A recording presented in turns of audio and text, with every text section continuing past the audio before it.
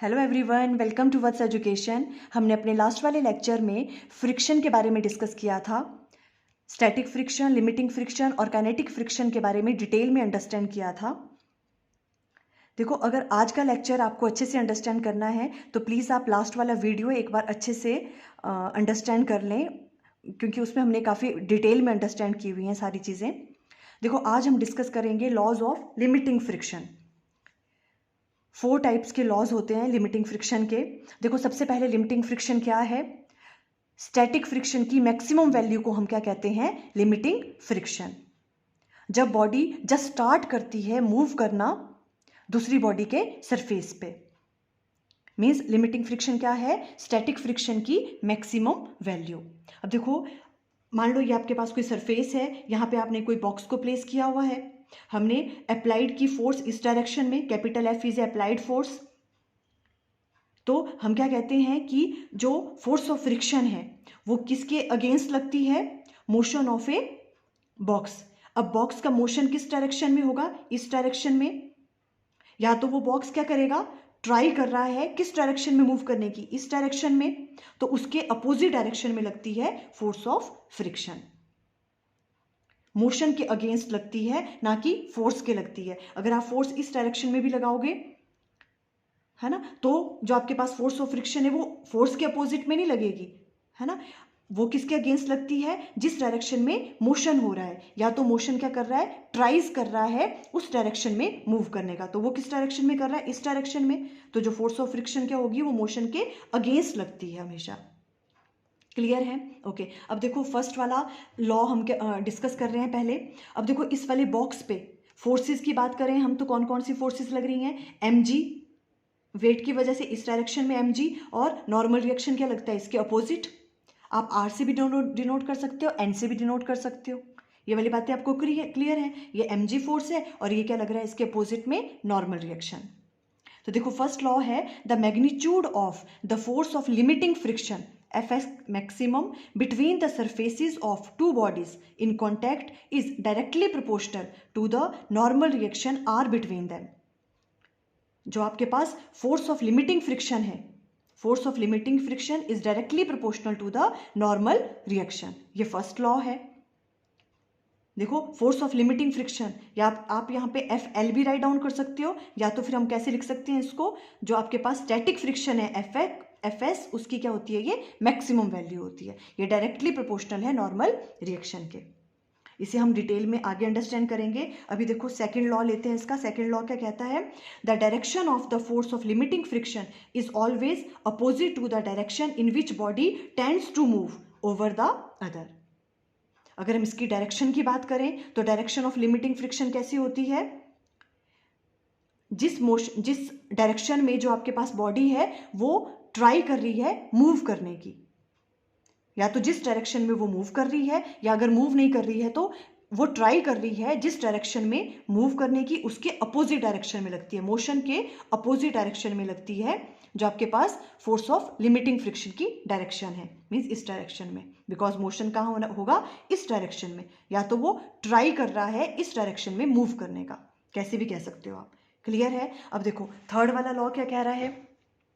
The force of limiting friction is independent of the apparent area of contact. जो भी आपके पास force of friction होगी वो किसके इंडिपेंडेंट होगी? इस कॉन्टैक्ट के। ये जो सरफेसेस कॉन्टैक्ट में है इस पे, इसकी वैल्यू पे डिपेंड नहीं करता फोर्स ऑफ फ्रिक्शन की value.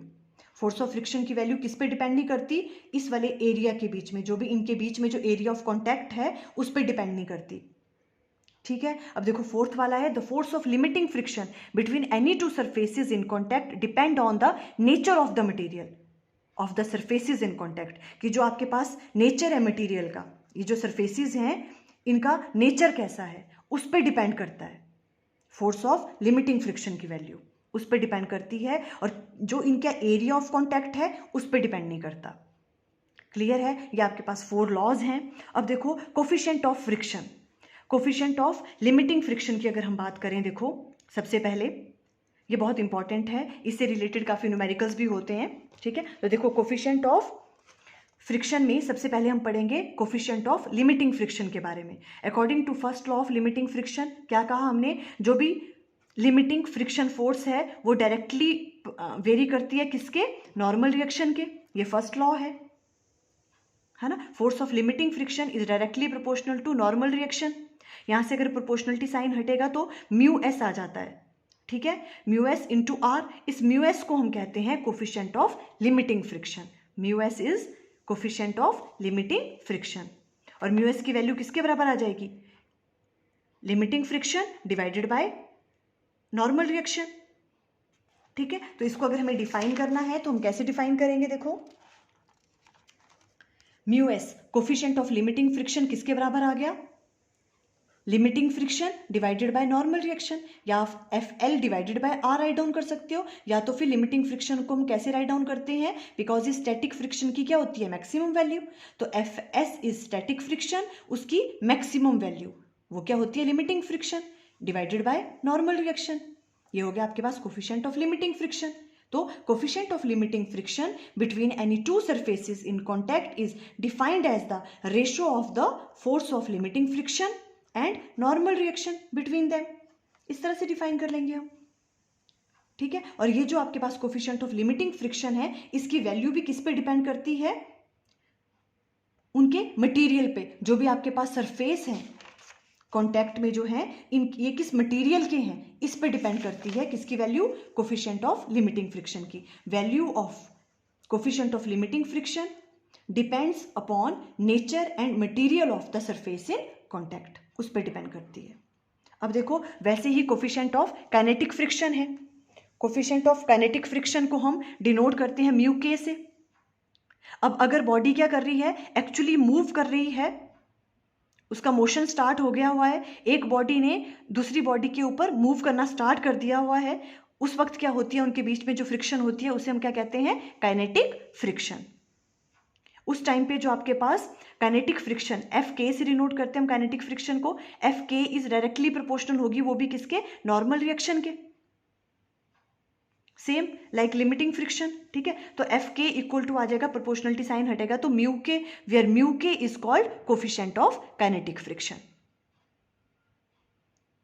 Where mu k is called coefficient of kinetic friction. और इसकी वैल्यू क्या होगी, mu k equal to F k divided by R. और इसे भी आप कैसे डिफाइन कर सकते हो, coefficient of kinetic friction between any two surfaces in contact is defined as the ratio of the force of kinetic friction and normal reaction between them, ठीक है। इनकी वैल्यू आपको याद रखनी है। म्यू के की वैल्यू क्या होती है, F k divided by are. अब देखो हमने लास्ट वाले लेक्चर में भी अच्छे से अंडरस्टैंड किया था कि जो आपके पास काइनेटिक फ्रिक्शन की वैल्यू होती है, उसकी वैल्यू क्या होती है, जो आपके पास लिमिटिंग फ्रिक्शन है उससे उसकी वैल्यू क्या होती है, ऑलवेज थोड़ी सी कम होती है, ठीक है। तो एफ के की वैल्यू मीन्स काइनेटिक फ्रिक्शन की वैल्यू किससे लेस देन होगी, लिमिटिंग फ्रिक्शन से। स्टैटिक फ्रिक्शन की मैक्सिमम वैल्यू से कम होती है काइनेटिक फ्रिक्शन की वैल्यू। अगर एफ के की वैल्यू लेस देन है लिमिटिंग फ्रिक्शन से, तो जो म्यू के की वैल्यू है वो भी क्या होगी, लेस देन होगी म्यू एस से। Means coefficient of kinetic friction की वैल्यू भी किससे कम होगी, कोफिशिएंट ऑफ लिमिटिंग फ्रिक्शन से, बिकॉज जो काइनेटिक फ्रिक्शन की वैल्यू है वो लेस देन है लिमिटिंग फ्रिक्शन से। ये वाली चीज आपको याद रखनी है, कभी शॉर्ट में क्वेश्चंस में पूछ सकते हैं। क्लियर है। तो देखो ये आज छोटा सा टॉपिक था लॉज ऑफ लिमिटिंग फ्रिक्शन के बारे में, कोफिशिएंट ऑफ लिमिटिंग फ्रिक्शन और कोफिशिएंट ऑफ काइनेटिक फ्रिक्शन, इनकी वैल्यू आपने अच्छे से लर्न कर लेनी है। और इसको कैसे हम डिफाइन कर सकते हैं, एग्जाम में पूछ सकते हैं शॉर्ट क्वेश्चंस में। आई थिंक आपको क्लियर हो गया। Okay, thank you.